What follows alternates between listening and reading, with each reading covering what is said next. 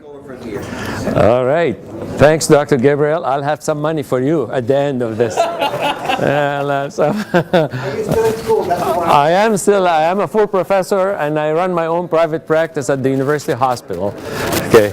So, first, you know the time, I'm supposed to start 11:15, so don't blame me when I have to cut the presentation, all right, because I know everybody will be hungry. However, I'll start by saying thanks to Dr. Basil Gabriel for inviting me here, and I hope I'll bring some of the memories you have.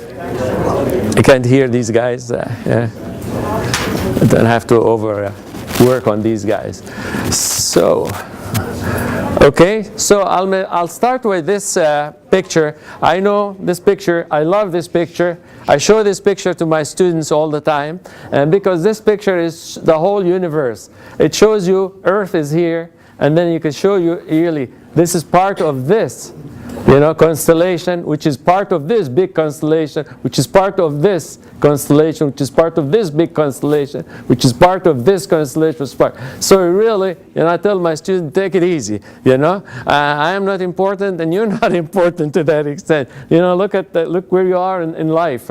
So I think there are a lot of things in this world. You'll have to sit down and think about it, and don't sweat about it. I'm sure it'll solve itself. Hopefully, this is going to happen today when I teach you or I talk to you about some problems in implant. Now, let's start first. What is it I want to talk about? I want to talk about some anatomical factors. I want to talk about the inferior alveolar and mental nerve and the blood supply and the hemorrhage. And I hope how can we prevent this step by step? And just I'm glad the speakers before me, I was a little bit worried how much they'll talk about this area, but none of them talked about this. More than 30 million Americans are missing all their teeth, okay? And this is taken from American Academy of Implant Dentistry.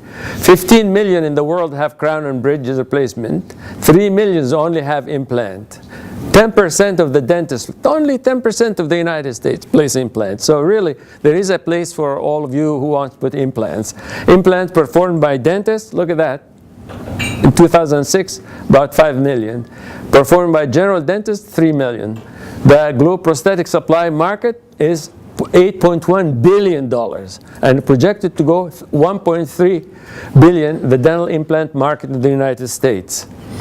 10% of all U.S. dentists placed implant. That is increasing. The estimated market for dental implant is $1 billion. Now, just a quick look at implant. I have interest in this, and I'm sure you probably nobody talked to you about this thing.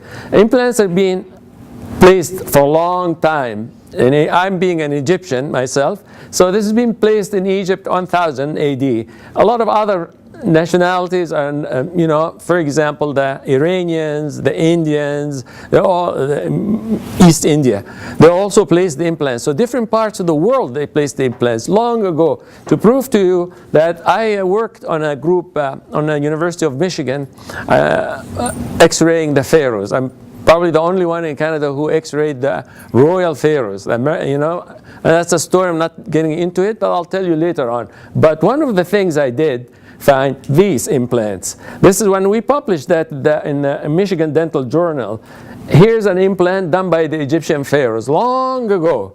They tried to do implants, this kind of thing, wires around the teeth. They knew about implants. If they can build a pyramid, they can put an implant. Okay, a pyramid is no slouch. All right, okay. So if you can build a pyramid, you could do it, and that's what they tried. There's all kinds. In fact, the Egyptians are fascinating from the point of they had a minister only specific for dentistry. Hesir, his name is Hesir. That's all what he did. He only looked after your teeth. In other words, people complain, go to him, and he will assign somebody to take care of your teeth.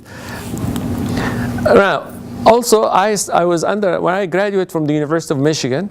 My PhD is from Western, but my periodontal degree is from Michigan. And one of my professors was Dr. Edwin Zinman. He's a periodontist and